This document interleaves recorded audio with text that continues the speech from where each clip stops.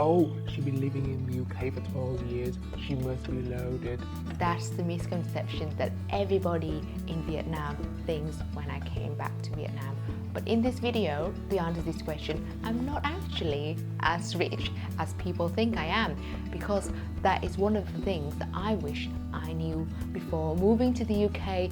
There's people had a myth that if you get to live in the UK, you will earn a lot of money if you convert it into, for example, Filipino peso or Vietnamese dong. But actually, how much do I have left at the end of the month when all of the expenses are gone? The amount of money that I have left isn't actually that much. So let's go back to the topic of today, that I wanted to tell you guys my experience and a reflection on the things that I wish I knew before moving to the UK. Number one adjustment is the cold and dark day. Okay, I actually love the UK in the summer when everything is really pretty and green, there's plenty of flowers about. But in the winter, it's a completely different picture. The day can be really short and you end up going to work in the dark and going home in the dark. My biology clock knows that too. So I feel like from reflection, I know that I am not as productive in the winter compared to my productivity in the summer when the day is longer. So even though the night might be a bit quiet, but there is a charm for it, so embrace it. And it's so nice sometimes to allow your mind to have those downtime to experience that tranquility, and use the night time or the first thing in the morning to reflect or meditate, because these are all very important habits that you should cultivate to maintain a healthy mental well-being. Number 3 is to understand the British accent.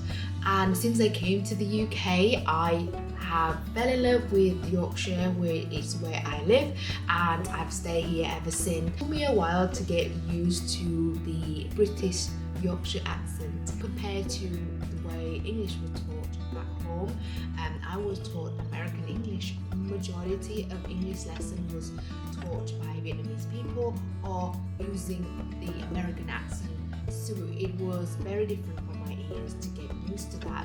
And I remember on my first few sessions at college when I went to the canteen and one of the staff was asking, "What can I get you, love?" And I was like, why did he call me love? It's quite strange. I was a bit awkward. And then I realized that they just call everybody love, and just a common way of saying you, like what can I get you? And you get used to the dialect, the accent eventually. Do not get discouraged by the initial language barrier and keep practicing, and you'll be surprised how quick your ears will adapt to the accent, the dialect. And I remember that I didn't understand a word of English when I first arrived, but throughout the time, and I forced myself to adapt to it by listening to BBC News, even during my sleep, to make sure that my ears got used to the British accent, and that had helped me improve my IELTS score from where it was at 2 to 6.5 when I had to apply for my university. The different number 3 that I wish I knew is how different it is to navigate to the healthcare system in the UK. So if you are new to the UK, then make sure that you register to the GP as soon as you arrive. Hopefully that you don't need to use it, but just know that you have to be registered with a GP should you need to have any medical assistance. And I mean, compared to how it was back in Vietnam, if you have any problem, you would pay and go direct to whatever specialty. For example, if you have a skin problem, then you go straight to a dermatologist to get it diagnosed. Or some people even just go to the chemist and just say, I have this problem and can you give me something? And they would just be happy to give you anything over the counter. Why, as a pharmacist practicing in the UK, I do not have that option. The majority of medicine are prescription only medicine, which will be prescribed by the doctor, hence you have to register with the GP. And also we had to pay for cost of medication, which majority of people here in the UK are eligible for prescription exemption, and even if they had to pay for, everybody would pay the same cost regardless of the cost of medicine. For example, if you get paracetamol prescribed by the doctor, you pay £9.65 per item of paracetamol. But if you get any other medicine, that even though it might cost £5,000 per box, you still only need to pay £9.65 per prescription. I've not brought any medication in any other country before apart from Vietnam. I know for certain that the cost of medicine is super expensive in Vietnam. Those medicines will be imported from other countries, could be very, very expensive compared to what you would pay in UK. The difference that I wish I knew about when I first moved to UK is to learn to navigate through the public transport in the UK. And back home, if you are 15, 13, you probably have your bike to just bike around. But a certain city in the UK can be bike friendly, but the majority of places I don't think it's very safe to bike around. I mean, they are making a lot of changes to ensure that it's road friendly, choose a lot of cyclists, but I don't think compared to the experience that I see with the cycling system in the Netherlands, there's no way the UK is as advanced as that. So to get through places, you would have to familiarize yourself with different scheduled public transport. So familiarize yourself with the route, payment option, the discount that you can get if you are a young traveler, or if you live in London, then things like using your contactless method or Oyster card. Or if you travel a lot by train, then you can apply for a rail card, like I have rail card right now, which saved me a third of the cost. The other difference that I wish I know before moving to the UK would probably be the drinking culture that I wasn't familiar with, because at home don't see women drinks a lot, while here it's just their culture to go to the pub or go to the club during the weekend, and that's where the British way of socializing. I had that urge that I needed to fit in. Came over here when I was 17. At that point it was like, oh, you wanted to fit in, you want to act cool. Sure that I started drinking alcohol even though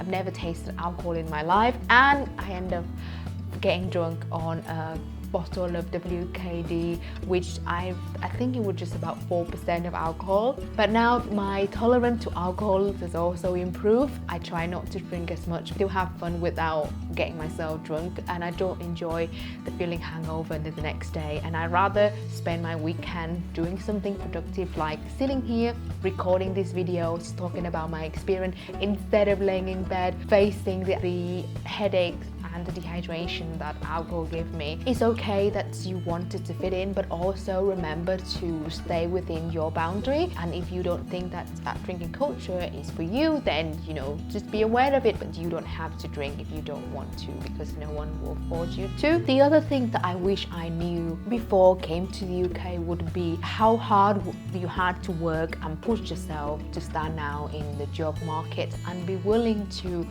go for a few months when you have no job, right? Because you had to wait for the visa application to come through, or if the markets that you can apply to as an overseas worker is much narrow compared to the large pool that other people can get access to. So be aware that reflecting on my experience, I just had to work extra hard, use a light on my own strength to stand out, and also use every single opportunity to make sure that I work on my weaknesses, such as communication skills, such as work experience, to ensure that my application is just as good as home student. That's the only way. If you want to sustain the life in the UK and you want to be able to find a job here, just have to be aware, to willing to go above and beyond, to stand down in the crowd. The other things I wish I knew before coming to the UK would be the high cost of living that the UK offer. And going back to the joke that I had from the beginning, when people thought that I must be loaded too, when I went back to Vietnam, and because I've lived in the UK for the last 12 years, reflecting on my experience of working as full-time employees, which is what I have to. I am not allowed to have my own business. I'm not allowed to become self-employed. So if I work as full-time employed worker, full-time employed pharmacist in my circumstances, the expense that I have to think about in terms of rent, bills and food, whatever I earned it will be enough to just live by. I mean, don't get me wrong, I did let lifestyle inflation affected my finances, so I didn't pay attention too much in terms of saving and investing, so which is something that I wish I knew in my 20s. That could probably be another video that I need to do a reflection on how silly I was in terms of wasting on all of the money that I've earned. But just in general, the current living costs in the UK, don't be surprised that whatever you earn, it's probably just enough to live by, and your saving will be minimal. If you think that coming to the UK will make you super rich as a full-time employed worker, you probably need to think about it twice. So it's important to take it into consideration, so you do proper calculation to ensure that you know how much you can stretch. If you still want to come to the UK, how much extra you have to work, if you consider having part-time job to fund your living, or maybe consider looking for affordable housings or house sharing with other. If you are coming over here as international student like I was, consider like places that may be a bit further away from the universities, but it is easy enough for you to get to using public transport. And the final difference that I wish I knew before coming to UK probably will be how lengthy every single process actually takes in the UK.